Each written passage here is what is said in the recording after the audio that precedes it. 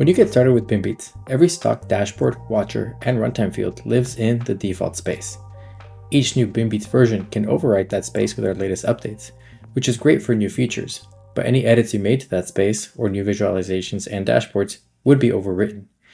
This is why we recommend users to create a new space to build custom visualizations and other features.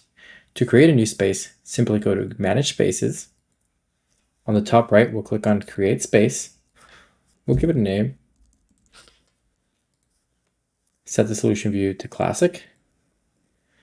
We can modify how the space looks on the top left view, but I'm okay with these defaults for now, and we'll create a space.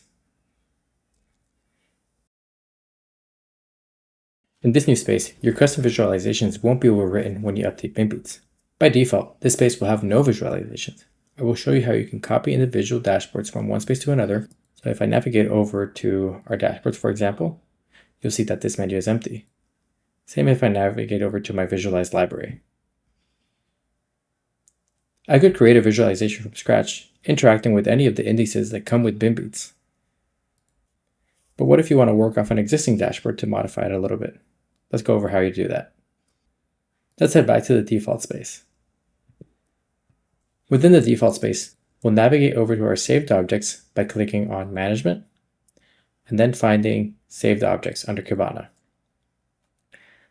Here, we can simply search for the dashboard that we'd like to copy over to our new space. In this case, let's look for the Key Performance Traffic Light Metrics dashboard. This icon here signifies a dashboard. If I head over to the right, I can click on it and say Copy to Spaces. And here I'll choose my space. Once the action is completed, I can press Finish.